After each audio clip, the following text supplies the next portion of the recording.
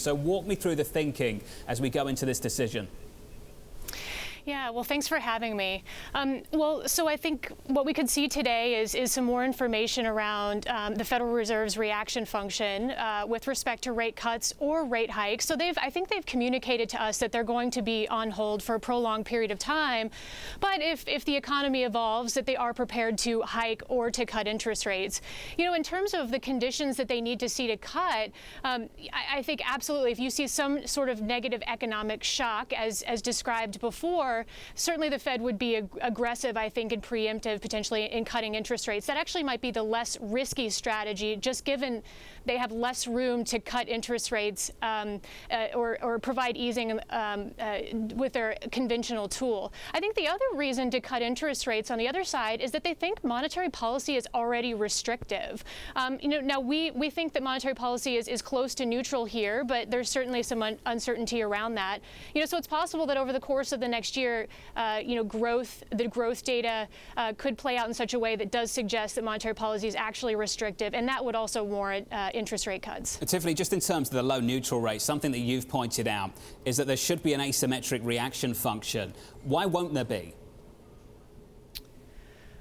So actually, we think potentially there will be, or there is, an asymmetric reaction function, and that is just to say that when you have less room to cut interest rates or to provide accommodation, you want to be on the margin a little bit less, a little bit more patient about interest rate hikes. You want to be on the margin a little bit less, or a little bit more dovish.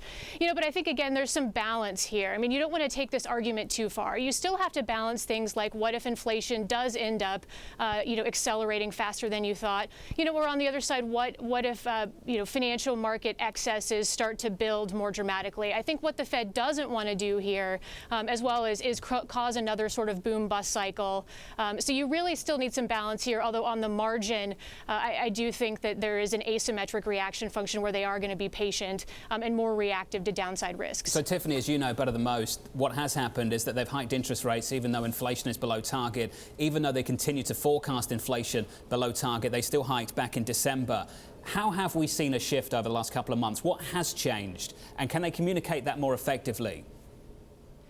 Yeah, I mean, so I think one thing that has changed is that, we're still, I think there's still belief that, the neutral rate has come down, but I think that there was some uncertainty on just kind of where that level is. So over the last 6 months or so, the market reaction, as well as the reaction in the economy to the interest rate hikes that we've seen so far, has maybe actually convinced some FOMC members, that the real neutral interest rate is lower. And that, along with the fact that inflationary pressures are more subdued.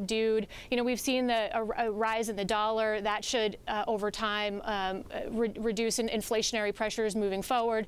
More recently, the Fed's core PCE measure, moved down to 1.55%.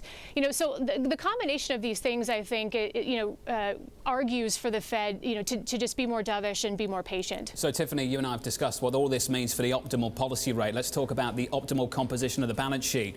What does it look like? What are they going to do? Yeah, I mean, so this is something else that they've said that they're going to discuss at this meeting, and we haven't really gotten a lot of information about this as of yet. But ultimately, I think the composition of the balance sheet, they really have, I think, two choices to make. One is to return the balance sheet, kind of to the pre-crisis all-bill, T-bill portfolio or short-duration Treasury securities, whereas the other option is to try to match the composition of the portfolio to match the Treasuries, the weighted average maturity of Treasuries outstanding. And ultimately, we think they go for the latter policy here. And I think the important key, at least from our perspective, is that you need to be consistent in terms of messaging across your policy tools. Going to an all-bill portfolio, would be considered a tightening of monetary policy because you're putting more bond market risk into private hands than you would otherwise. So if on the one hand you're saying interest rates we think here are right around neutral and we shouldn't be tightening, then on the other hand, you don't really want to be tightening with your balance sheet. We think they need a consistent message there, and that will result in them matching the Treasury market outstanding in a neutral fashion. Hey, Tiffany, just a final question for you. I wish they would, but they don't. They don't let market participants into the news conference. I think they would be so much better if they did. But if you could be in there a little bit later, what would you be asking Chairman Powell?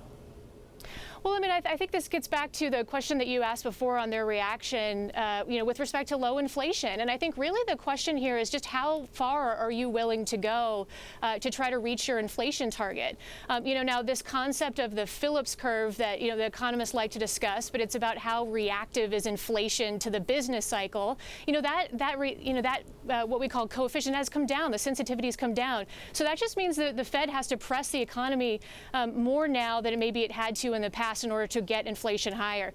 So I think, again, asking them how far they're willing to go and what is that balance there between financial stability risks and getting inflation higher.